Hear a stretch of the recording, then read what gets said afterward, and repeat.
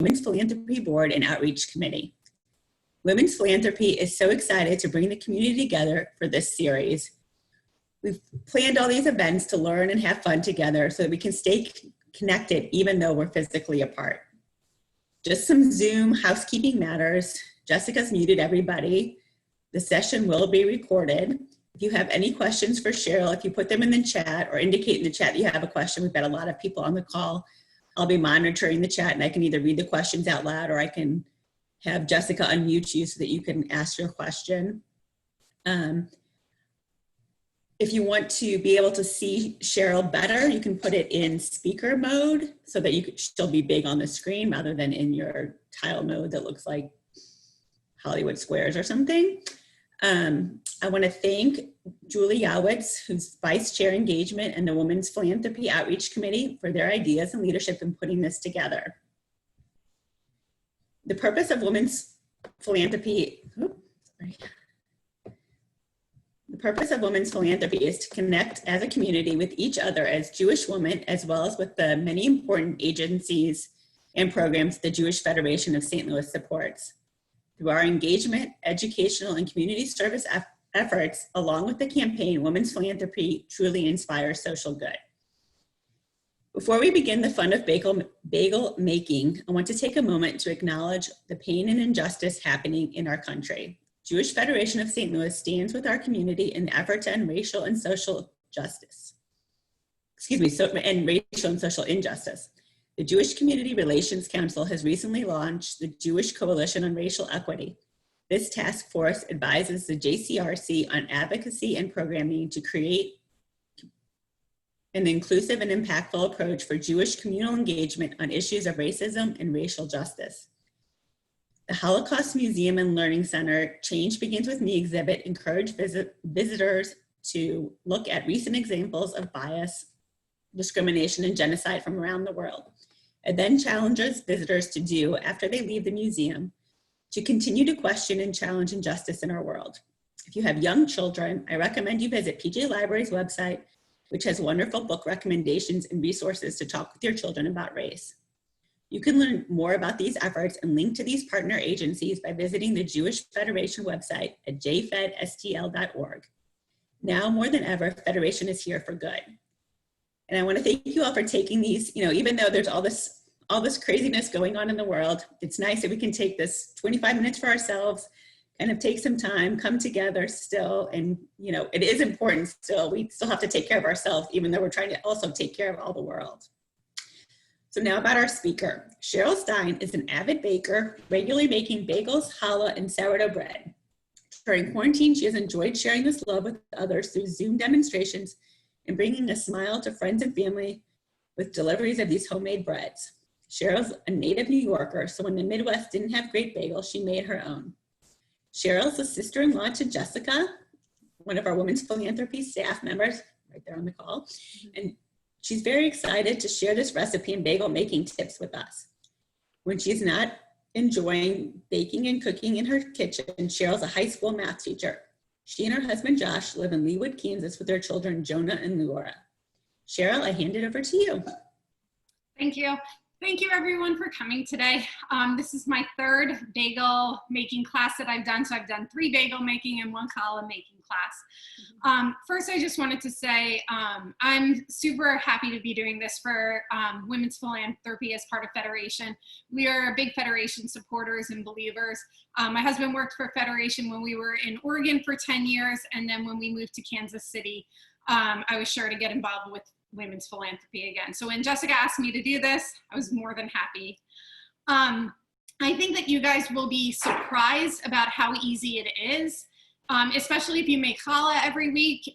I think making it is easier. Maybe it's a couple more steps spread out over about a day, but it's really not difficult. And if you wanted to have friends over for like Sunday morning brunch, you can make the dough. Saturday evening, I sometimes make it like 4 o'clock-ish, and then I would make the bagels the next morning when I got up. So when I got up, I would turn on the oven, I would start boiling the water, and then you can boil them and bake them and have people over for brunch by probably like 10:30, and the bagels, your house will smell amazing, and they'll be good to go. As Laura said, if you guys have questions, put it into the chat and I'll be happy to answer them. Again, if I answer a question one way and it's not quite what you were looking for, ask me again. I answer questions all day long as a high school teacher, and I do not mind repeating myself. Also, at the end, I'd be happy to share my phone number. So if you needed to call or email me, you're welcome to do that at the end. Okay, so I'm assuming everybody has the recipe, correct? Okay, so what I already have mixed out or separated out is I already have the bowls of the yeast, the barley malt syrup, and the salt. I also have the dough, the flour already in the mixer ready to go. I do it all in the stand mixer and it's just pretty easy. So have you measured out the ingredients? I know not everybody is baking side by side. Okay, I'm gonna pause for a second. I'm gonna get water going because I wanna get the water to about 95 degrees. And then I'll let people catch up measuring, but I'll keep talking. When I started baking bread, and as Jess said, I was doing sourdough breads. I have a book called Flour, Water, Salt, Yeast, and it talks about how to make it. And it says to really perfect the recipes, you should have a food scale. And that's when I just got a food scale. You can put it on, it does pounds and like kilograms and pounds. And it makes it really easy. So for me, I can put the bowl on it, zero it out, and then weigh the ingredients, and it makes it really easy to do. So it's just easy to measure out those ingredients. So as people are measuring, I'm gonna go get the water, and then I will be back in 1 second.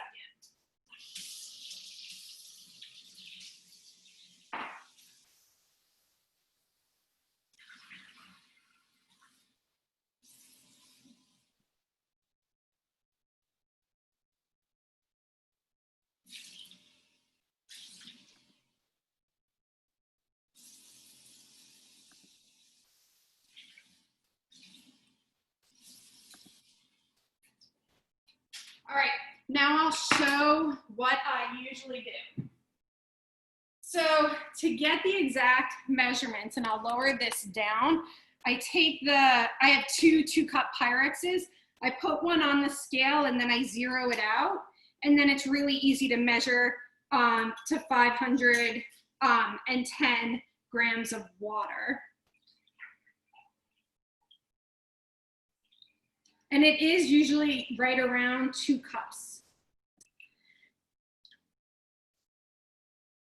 And that's, so, and then I'll just throw the measuring just to make sure I'm right around 95. And I'm a little warm so I can talk for a minute as I do it.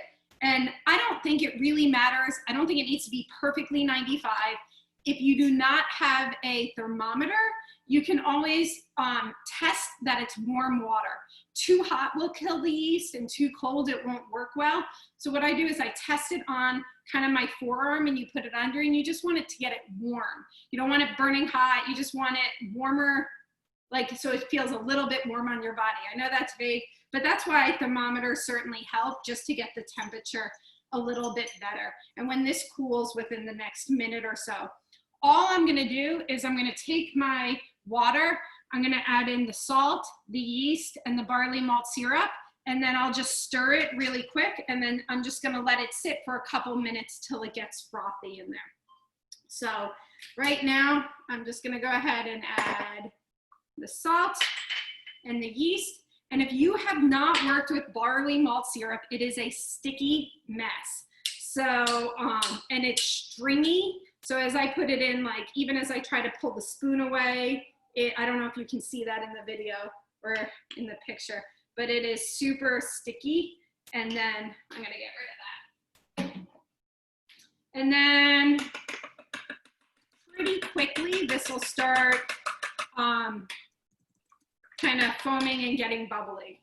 So if you don't have a food scale, if you use the cup measurements and the tablespoon, teaspoon, it'll still work. What I have found is that when we put this in the KitchenAid mixer, it ends up being perfect every time, that it's not too dry, it's not too wet. If you're just measuring, you might need to add a little more flour if it's really wet and not coming together, or you might need to add extra water if it's like super dry still. And adding water, you would just do a tablespoon at a time to get it to a good consistency. So I'm gonna pause for a second. Are there any questions really quick? I know maybe some people are listening, so I just wanna pause and make sure we're giving time to people to process. So as this is going, I've already in my KitchenAid measured out the 908 grams. And once this gets frothy, I'm gonna put it in the KitchenAid.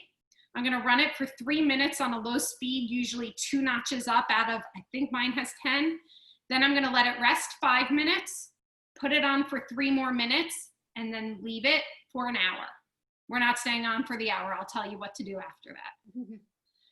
All right, any questions? Substitute for the barley malt syrup. So I see that we were talking before a couple people got on. I honestly don't know. I think somebody had said they had, somebody said they used molasses. I think somebody else at some point said that they had used sugar or honey, I mean. So maybe that would work. I don't know. But if you have a brew lab place near you, you will definitely be able to get this. Or I know Amazon, a lot of people were having trouble with Amazon and it was so far out. One of the suggestions and honey was the other. So yeah, so that's what's coming up in the chat. Okay, other questions? Okay, so mine is, and for people, I don't know if there's anybody on here who also hasn't made challah. Maybe that'll be the next class. But if you haven't made challah or bread before, what you want is when you add the water to the yeast is you want it to just start getting frothy and bubbly.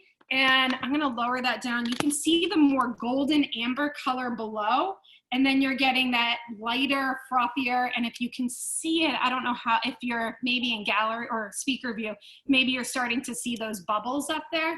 But all I want is for the yeast to get activated and it'll start getting frothier and bubblier. And then what I'm gonna do is just put it in there. So I'll wait maybe another minute or so, and then we'll get going with that. I know we don't have a tremendous amount of time, but I wanna go. Okay, questions, anything? I'm looking, okay. All right, I am going to, so another thing is you wanna be using your dough hook. The flat one is a paddle and that's for batters like cookies or brownies. This one is the one you'd wanna be using for breads. It kind of pulls the bread from the side of the machine as it's going. So I am just going to dump in this, and mine always spills, so I like the whole thing over the top. As I spill, as I'm moving it over.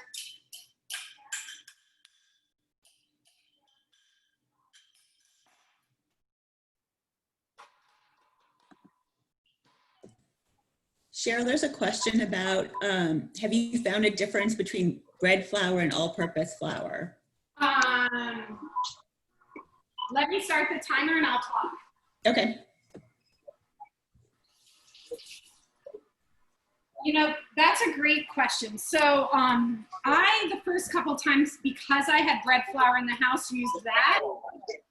I used all-purpose flour today. I think bread flour maybe has a higher gluten level and it'll make it where it, I don't know, kind of holds its shape a little bit better. So honestly, I just used an all-purpose flour, but I would say experiment, try it one time with all-purpose, maybe try another time with the bread flour and see if you can see a difference. Does that make sense? I started making pita bread a couple weeks ago, and it calls for 50% flour, all-purpose, and 50% bread. And I'm using regular all-purpose, and I haven't, I mean, it tastes awesome. So I haven't tried it differently. So, so as this is going, I'll talk a little bit maybe forward, and then that way if people are still doing this, they can kind of catch up to us. When this is done, again, I said I'm gonna let it rest 5 minutes and then turn it back on for 3 more.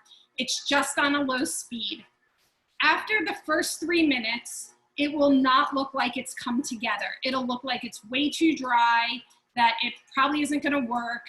And that's what I thought the first time. But then after I let it sit and then let it run again, it has always come out, as long as I've measured my ingredients, it's come out really perfect. So I think that that's good. What else? Sheryl, there's another question about using a hand mixer with a dough hook instead of a stand mixer. I would think as long as it has a dough hook and it's meant for breads also, you can do it. I mean, the other thing is if you have neither, you can knead it by hand. I would just use your hand. Like if this is the bowl, you can like keep folding it over each other, like fold it over and then push it with your heel to start incorporating, and probably just do it 3 minutes on, do it the same amount of time, maybe a little bit longer, but I would think a hand mixer would work or your hand would be perfect. Other questions? Okay, and to talk a little bit further ahead, after I let this sit, usually about 45 minutes to an hour, then what I'm gonna do is separate them out into 13. It makes 13 equal bagels of 113 grams. Maybe it's off by a couple grams here or there, but almost every bagel is exactly the same. So I weighed it out and I kind of just make them into balls. I'll show what I do to make the dough balls and then how to make them into bagels, but you'll let your stuff sit for an hour. 1 second.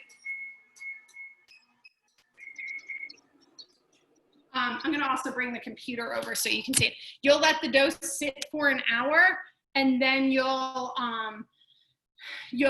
come back and make the bagels and then you'll put them in the fridge and that's it. So truly, once you get good at this, it's about, I don't know, 5 minutes of measuring out the ingredients, and altogether that's 11 minutes of mixing it, waiting, and mixing. So in under 20 minutes, you have the bagels made. An hour later, maybe it's another 15 minutes, and then tomorrow you guys can boil them.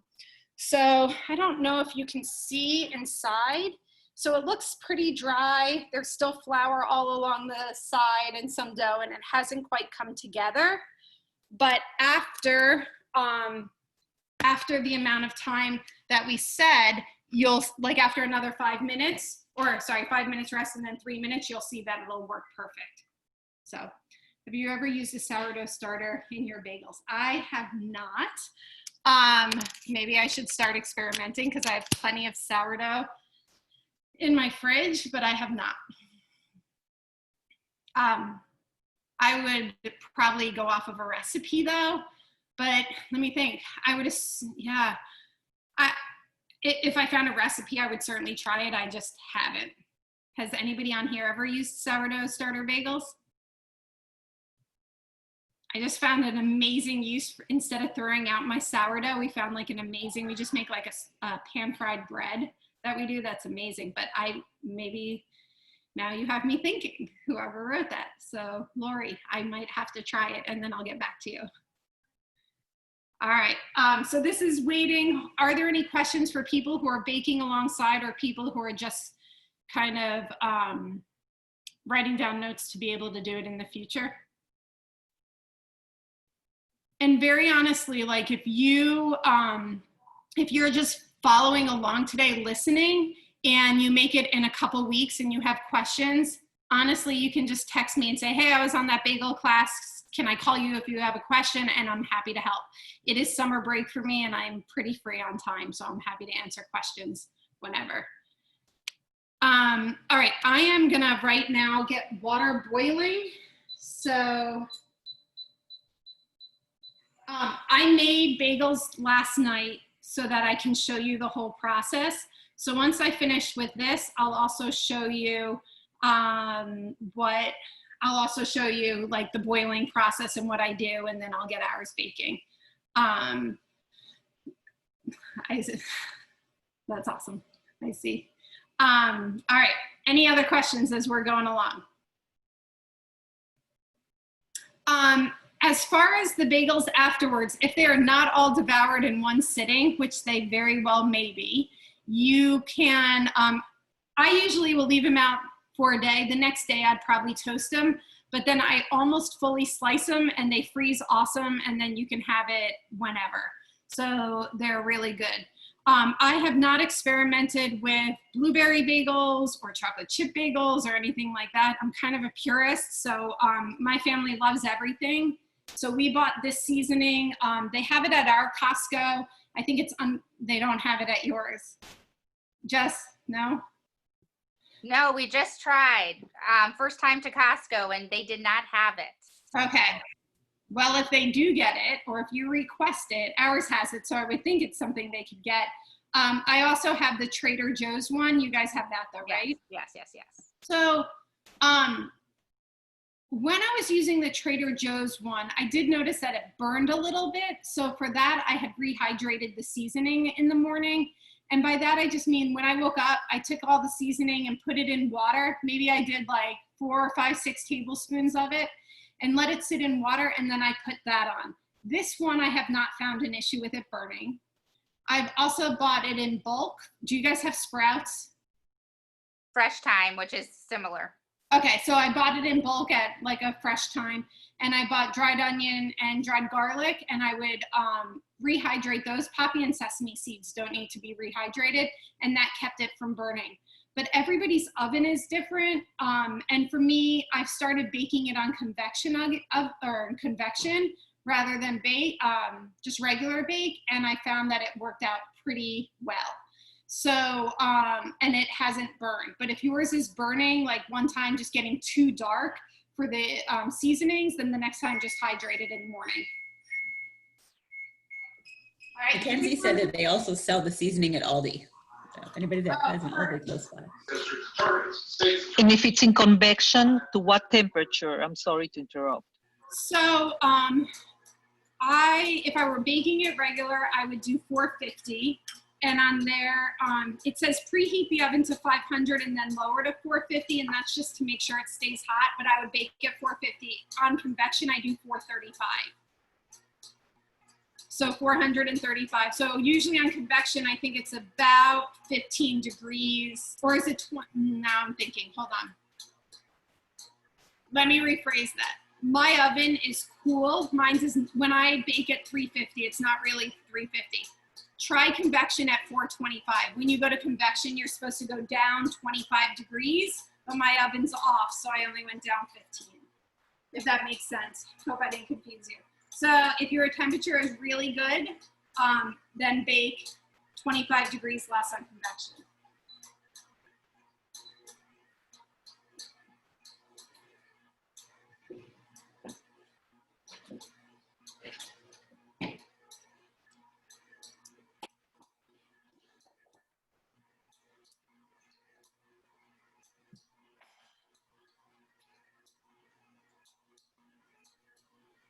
All right, I'm gonna show, when the bagels are done, I'm gonna show you that it's in an hour, if you are following along, in an hour, what you could do. If you don't wanna do as much detail as I am, roll them in a ball, make them in a bagel, and put it away. I kind of just follow the same rolling of the dough that I would do on a sourdough, and honestly, I don't know if it's needed. It's just kind of what I do. So I'll show you in about 1 minute when this is all done. Are there any questions before I get moving to the next part? Are people following along okay? Okay, all right. So that'll be done. So Cheryl, I'm going to interrupt real quick because some people may need to get off, and I just want to thank you. People are welcome to stay on and finish listening to the end, but I want to thank you so much for teaching us to make bagels. I can't wait to go get my barley malt syrup or find it on Amazon and get started. And I wish we could taste them through Zoom. It would be great to have a sample. And we want to thank you all for being here. As I said, you're welcome to stay on and listen to more, and we can chat some more when Cheryl's finished. But if you need to leave, we want to make sure that you know that next week is our final session in the series, and Linda Kusmer will be speaking on the psychology of interior design. And I think somebody had asked before, but the sessions are recorded and they will be posted on the Women's Philanthropy webpage at wp.jfedstl.org. And so if you have to go, we thank you for coming. And if you're staying, we're happy to have you keep on. Mm-hmm. So, and I do know that they had said 25 minutes. I knew it would be a little difficult. So I am not offended at all if people sign off, and you're always welcome to call again. So here is the dough. And of course I say it always works perfect, and yet I have some dry at the bottom. So I'm just gonna mix it in. If yours is not totally mixed in, mine has always worked. I'm just gonna grab from the bottom, pull it over the top and push it down, and then just kind of mix it for a minute. And then kind of put it into a ball, and I would just cover it over and let it sit for an hour. So normally that's what I would do. Cover it over either plastic or even just like a cloth napkin, and then just let it sit. I want to show you in an hour what you'll be doing. So in an hour, you'll measure out all your dough, and they should each be 113 grams. And mine is, I don't know why mine of course is a little sticky today. And it could also be the humidity affects the dough a little bit, the winter versus the summer. So when you get this dough, I'm gonna lower this down on here so that you can see, and I have my sill pad. What I'm gonna do is if you think of this as 4 sides, the left, the right, the back, and the front. I'm gonna pull from the left or the right and up and over, pull from the left up and over, the back up and over, and then the front towards me and over. So I'm kind of making a pocket, and then, I don't know why mine's so sticky today. And then I'm just gonna pull on each side. Let me get some flour, hold on, and I'll do that better. Cheryl, I think it would also become less sticky as it rises. So anybody will be doing this after it rises. Yeah. So now it's not. So what I would do is I'd then flip it over, and all I do is I take my hands and I'm just gonna pull it towards me, have my hand rub on the silbat and pull it towards me, and it makes like a tighter ball. And of course now I probably did too much flour, so it's not doing that. And then all I'm gonna do is so in 45 minutes to an hour, you're gonna let them sit, or you're gonna, 45 minutes to an hour, you'll make the balls. Let them sit maybe 10 minutes, and then to make the bagels, here's what I do.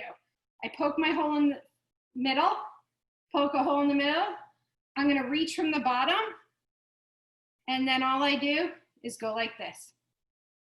When I get, if you want like a bigger hole in the middle, keep going. If you want a smaller hole, go like this. And then all I do is turn it out a little bit from the bottom and plop it down. You'll have 13 bagels, and then I'll cover it over and put it in the fridge. Are there questions on that? And if you don't want to do the pulling that I did, just make 13 balls and then do this. I've also seen people make snakes, make a snake out of it, kind of like you would challah, and do it, but I feel like it doesn't close better. So I like the poking and then the rolling around to get that hole in the middle. Okay. Jess, will you put my phone number in there? It's Yeah. 5. I'll give it to you. Yeah, I'll do it. Okay, perfect. And then there's that. So I'm gonna put that aside, and then I'll talk a little bit about the boiling, and you can ask questions as you go. Let me wash my hands.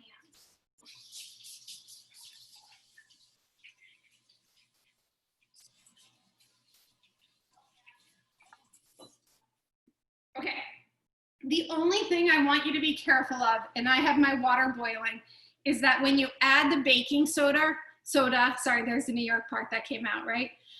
When you add the baking soda, it's gonna boil up, and it sometimes almost goes over. So I lowered my heat. I have convection. Normally it's at a 10 at the highest. So I'm gonna lower it down to 8, and I'm just gonna add in the barley malt syrup. I'm gonna add in the salt and the baking soda. And this is what you would do tomorrow morning, okay? So,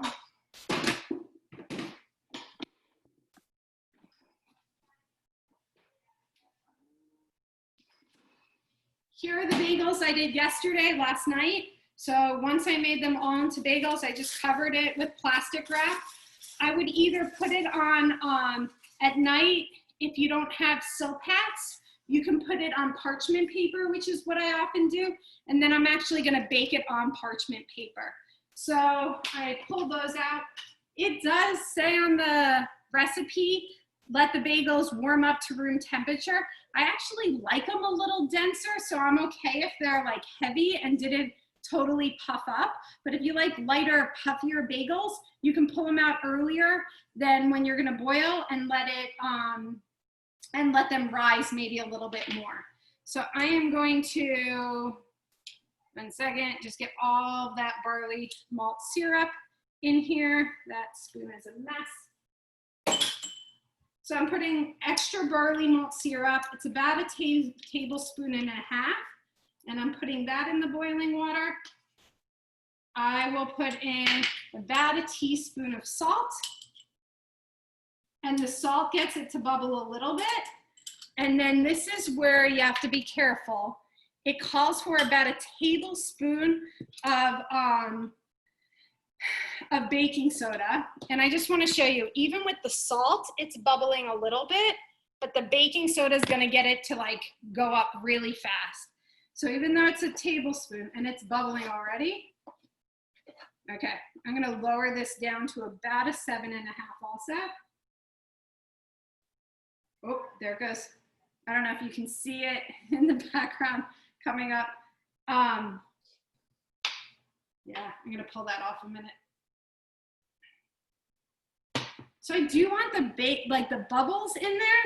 I just need to be a little careful. Oops. That's gonna bubble over. Okay, I didn't even add that much, but already it's boiling. So then all I'm gonna do is I'm gonna put my bagels in 2 minutes up, 2 minutes down. So you'll see they'll float after a second or so. And then I'm gonna put them in a bowl, sprinkle this on, and then I'm gonna bake them. When I bake them, I do 8 minutes in the top. Then when the next the next 6 bagels are done, I move those to the bottom and put the new ones on the top. And usually on convection, I found 8 minutes and 8 minutes. Otherwise, it might need 8 minutes and 12 minutes. So I'm gonna put this in, maybe that'll go down. 1, that'll change it, there it goes. 2, and 3. And they're just boiling now. So it's Cheryl, we had a question about, is there a reason not to put the baking soda in before boiling? Julie's asking, who's my sister. She said she makes pretzels that way. I don't know, that's a great question. I'm adding the rest of it now. I don't know why once I added the bagels it went down, so I just added the rest of it now. I don't know, maybe. I found the recipe and that's just what I had said, but maybe I should try that and then it wouldn't bubble all over on me. I mean, there are plenty of times that it had like gone all over the place and made a mess. So I set the timer for 30 minutes and then I just look to know that every 2 minutes I'm flipping them over or pulling them out and putting in new ones. And then that's kind of where I am. Questions?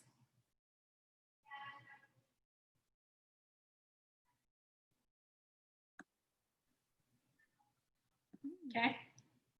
I'm going to stay on and I can keep talking, but if that's it, you're free to go.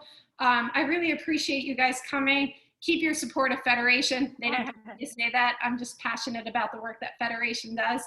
And I hope it's as beautiful there as here. And if it is, go enjoy a walk outside. And if you do make bagels, Jess, maybe you'll somehow get them to me so I can see a picture of it because I'd love to see. That would be great. People can send pictures of their finished bagels and we can all see each other's work. Well, thank you so much, Cheryl.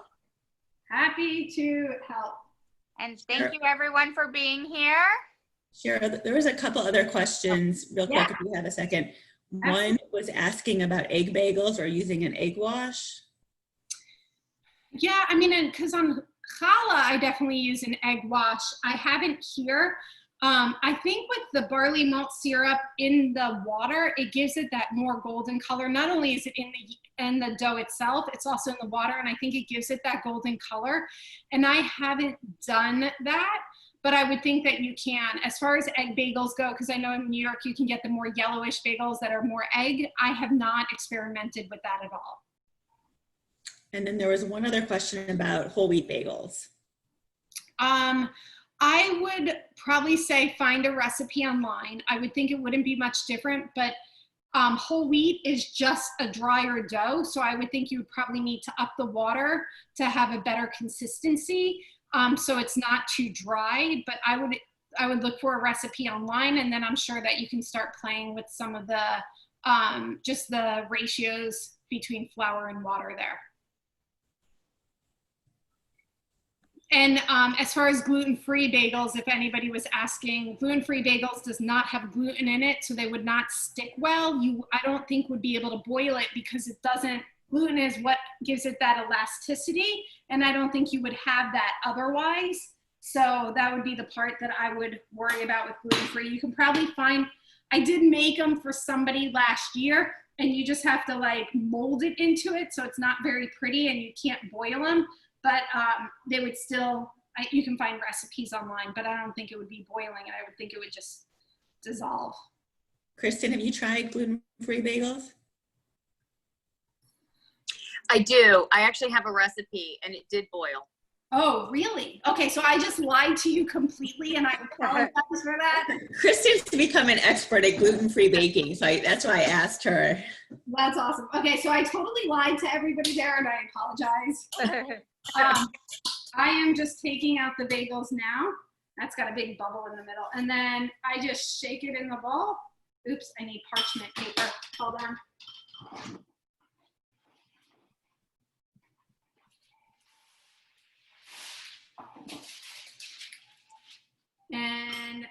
And I found that doing it in a bowl, it makes less of a mess and you waste less of the seeds.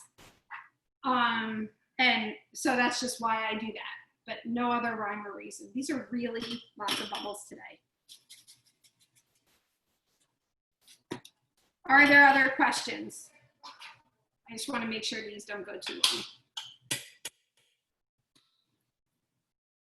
All right, Jess, you put my number in there? I did, and I'm just gonna thank everybody again. Thank you, Laura, for welcoming. Thank you, Cheryl, for leading. I am not ending the call, but I'm gonna end the recording. So thank you all very much. Thank you. And I'll stay on in case there's other questions. I know there's always some people who like to hang around and then think of a question as they go.